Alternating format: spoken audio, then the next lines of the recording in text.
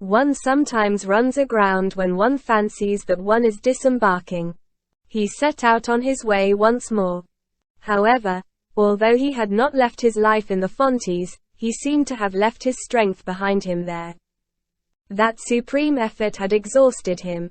His lassitude was now such that he was obliged to pause for breath every 3 or 4 steps, and lean against the wall. Once he was forced to seat himself on the banquette in order to alter Marius' position, and he thought that he should have to remain there. But if his vigor was dead, his energy was not. He rose again. He walked on desperately, almost fast, proceeded thus for 100 paces, almost without drawing breath, and suddenly came in contact with the wall. He had reached an elbow of the sewer, and, arriving at the turn with head bent down, he had struck the wall. He raised his eyes, and at the extremity of the vault, far, very far away in front of him, he perceived a light. This time it was not that terrible light. It was good, white light. It was daylight. Jean Valjean saw the outlet. A damned soul, who, in the midst of the furnace, should suddenly perceive the outlet of Gehenna, would experience what Jean Valjean felt.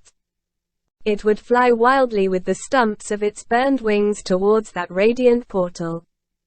Jean Valjean was no longer conscious of fatigue, he no longer felt Marius' weight, he found his legs once more of steel, he ran rather than walked. As he approached, the outlet became more and more distinctly defined.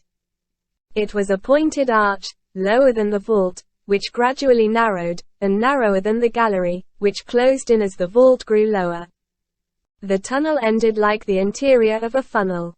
A faulty construction, imitated from the wickets of penitentiaries, logical in a prison, illogical in a sewer, and which has since been corrected. Jean Valjean reached the outlet. There he halted. It certainly was the outlet, but he could not get out. The arch was closed by a heavy grating. And the grating, which, to all appearance, rarely swung on its rusty hinges, was clamped to its stone jamb by a thick lock, which, red with rust, seemed like an enormous brick. The keyhole could be seen, and the robust latch, deeply sunk in the iron staple. The door was plainly double-locked. It was one of those prison locks which old Paris was so fond of lavishing. Beyond the grating was the open air, the river, the daylight, the shore, very narrow but sufficient for escape. The distant quays, Paris, that gulf in which one so easily hides oneself, the broad horizon, liberty. On the right, downstream, the bridge of Genia was discernible, on the left, upstream, the bridge of the Invalides. The place would have been a propitious one in which to await the night and to escape.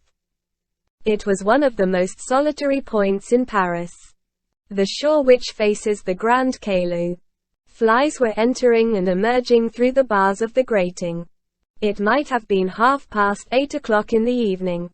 The day was declining. Jean Valjean laid Marius down along the wall, on the dry portion of the vaulting, then he went to the grating and clenched both fists round the bars. The shock which he gave it was frenzied, but it did not move. The grating did not stir. Jean Valjean seized the bars one after the other, in the hope that he might be able to tear away the least solid, and to make of it a lever wherewith to raise the door or to break the lock. Not a bar stirred. The teeth of a tiger are not more firmly fixed in their sockets. No lever. No prying possible. The obstacle was invincible. There was no means of opening the gate. Must he then stop there? What was he to do? What was to become of him? He had not the strength to retrace his steps, to recommence the journey which he had already taken. Besides, how was he to again traverse that quagmire whence he had only extricated himself as by a miracle? And after the quagmire, was there not the police patrol, which assuredly could not be twice avoided? And then, whither was he to go? What direction should he pursue? To follow the incline would not conduct him to his goal. If he were to reach another outlet, he would find it obstructed by a plug or a grating. Every outlet was, undoubtedly, closed in that manner. Chance had unsealed the grating through which he had entered, but it was evident that all the other sewer mouths were barred. He had only succeeded in escaping into a prison. All was over. Everything that Jean Valjean had done was useless. Exhaustion had ended in failure. They were both caught in the immense and gloomy web of death, and Jean Valjean felt the terrible spider running along those black strands and quivering in the shadows. He turned his back to the grating, and fell upon the pavement, hurled to earth rather than seated, close to Marius, who still made no movement, and with his head bent between his knees. This was the last drop of anguish. Of what was he thinking during this profound depression? Neither of himself nor of Marius. He was thinking of Cosette. Chapter 8. The Torn Coat Tail. In the midst of this prostration, a hand was laid on his shoulder, and a low voice said to him, Half shares. Some person in that gloom? Nothing so closely resembles a dream as despair. Jean Valjean thought that he was dreaming. He had heard no footsteps. Was it possible? He raised his eyes. A man stood before him. This man was clad in a blouse. His feet were bare. He held his shoes in his left hand. He had evidently removed them in order to reach Jean Valjean, without allowing his steps to be heard. Jean Valjean did not hesitate for an instant. Unexpected as was this encounter, this man was known to him. The man was Thénardier. Although awakened, so to speak, with a start, Jean Valjean, accustomed to alarms, and steeled to unforeseen shocks that must be promptly parried, instantly regained possession of his presence of mind. Moreover, the situation could not be made worse. A certain degree of distress is no longer capable of a crescendo, and Thénardier himself could add nothing to this blackness of this night. A momentary pause ensued. Thénardier, raising his right hand to a level with his forehead, formed with it a shade. Then he brought his eyelashes together by screwing up his eyes, a motion which, in connection with a slight contraction of the mouth, characterizes the sagacious attention of a man who is endeavoring to recognize another man. He did not succeed. Jean Valjean, as we have just stated, had his back turned to the light, and he was, moreover, so disfigured, so bemired, so bleeding that he would have been unrecognizable in full noonday.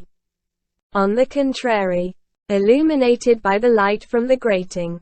A cellar light, it is true, livid, yet precise in its lividness, Thénardier, as the energetic popular metaphor expresses it, immediately leaped into Jean Valjean's eyes. This inequality of conditions sufficed to assure some advantage to Jean Valjean in that mysterious duel which was on the point of beginning between the two situations and the two men. The encounter took place between Jean Valjean veiled and Thénardier unmasked. Jean Valjean immediately perceived that Thénardier did not recognize him. They surveyed each other for a moment in that half-gloom, as though taking each other's measure. Thénardier was the first to break the silence. How are you going to manage to get out? Jean Valjean made no reply. Thénardier continued. It's impossible to pick the lock of that gate. But still you must get out of this. That is true, said Jean Valjean. Well, half shares then. What do you mean by that? You have killed that man. That's all right. I have the key. Thénardier pointed to Marius. He went on. I don't know you, but I want to help you. You must be a friend. Jean Valjean began to comprehend. Thénardier took him for an assassin. Thénardier resumed. Listen, comrade. You didn't kill that man without looking to see what he had in his pockets. Give me my half. I'll open the door for you. And half drawing from beneath his tattered blouse a huge key, he added. Do you want to see how a key to liberty is made? Look here. Jean Valjean remained stupid. The expression belongs to the elder Corneille, to such a degree that he doubted whether what he beheld was real. It was Providence appearing in horrible guise, and his good angel springing from the earth in the form of Thénardier. Thénardier thrust his fist into a large pocket concealed under his blouse, drew out a rope and offered it to Jean Valjean. "Hold on," said he, "I'll give you the rope to boot." "What is the rope for?" "You will need a stone also, but you can find one outside." "There's a heap of rubbish." "What am I to do with a stone?" "Idiot! You'll want to sling that stiff into the river. You'll need a stone and a rope, otherwise it would float on the water." Jean Valjean took the rope. There is no one who does not occasionally accept in this mechanical way. Thénardier snapped his fingers as though an idea had suddenly occurred to him. "Ah, see here, comrade, how did you contrive to get out of that slough yonder?" "I haven't dared to risk myself in it." "Phew! You don't smell good." After a pause he added. "I'm asking you questions, but you're perfectly right not to answer. It's an apprenticeship against that cursed quarter of an hour before the examining magistrate.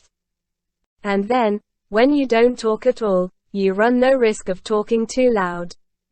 That's no matter, as I can't see your face and as I don't know your name, you are wrong in supposing that I don't know who you are and what you want. I twig. You've broken up that gentleman a bit. Now you want to tuck him away somewhere. The river, that great hider of folly, is what you want. I'll get you out of your scrape. Helping a good fellow in a pinch is what suits me to a hair." While expressing his approval of Jean Valjean's silence, he endeavored to force him to talk. He jostled his shoulder in an attempt to catch a sight of his profile, and he exclaimed, without, however, raising his tone. "Apropos of that quagmire, you're a hearty animal. Why didn't you toss the man in there?" Jean Valjean preserved silence. Thénardier resumed, pushing the rag which served him as a cravat to the level of his Adam's apple, a gesture which completes the capable air of a serious man. "After all, you acted wisely. The workmen, when they come tomorrow to stop up that hole, would certainly have found the stiff abandoned there, and it might have been possible, thread by thread, straw by straw, to pick up the scent and reach you. Someone has passed through the sewer. Who? Where did he get out? Was he seen to come out? The police are full of cleverness. The sewer is treacherous and tells tales of you. Such a find is a rarity. It attracts attention. Very few people make use of the sewers for their affairs, while the river belongs to everybody. The river is the true grave. At the end of a month they fish up your man in the nets at St. Cloud. Well, what does one care for that? It's carrion. Who killed that man? Paris. And justice makes no inquiries. You have done well." The more loquacious Thénardier became, the more mute was Jean Valjean. Again Thénardier shook him by the shoulder. "Now let's settle this business. Let's go shares. You have seen my key, show me your money." Thénardier was haggard, fierce, suspicious, rather menacing, yet amicable. There was one singular circumstance. Thénardier's manners were not simple. He had not the air of being wholly at his ease. While affecting an air of mystery, he spoke low. From time to time he laid his finger on his mouth, and muttered, "Hush." It was difficult to divine why. There was no one there except themselves. Jean Valjean thought that other ruffians might possibly be concealed in some nook, not very far off, and that Thénardier did not care to share with them. Thénardier resumed. "Let's settle up. How much did the stiff have in his bags?" Jean Valjean searched his pockets. It was his habit, as the reader will remember, to always have some money about him.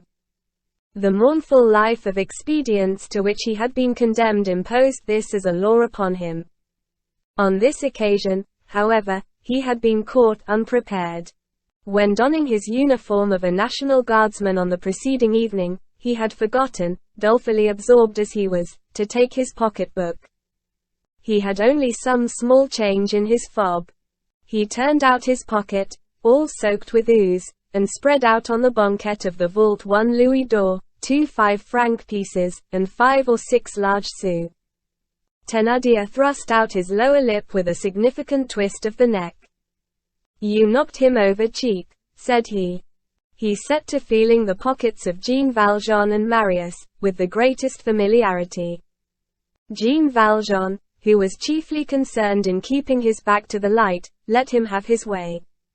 While handling Marius' coat, Thénardier, with the skill of a pickpocket, and without being noticed by Jean Valjean, tore off a strip which he concealed under his blouse, probably thinking that this morsel of stuff might serve, later on, to identify the assassinated man and the assassin.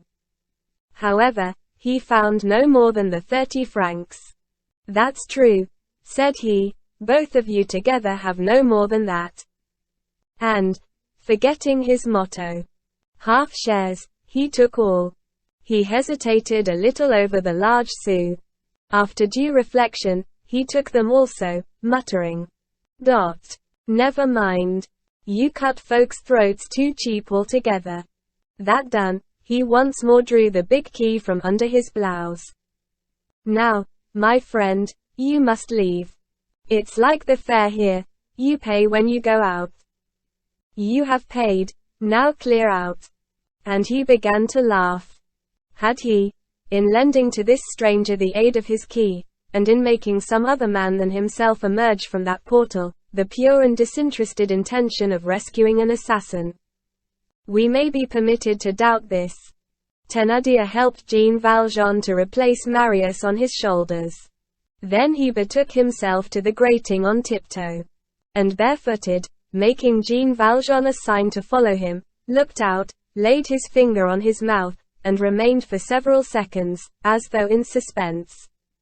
His inspection finished, he placed the key in the lock. The bolt slipped back and the gate swung open.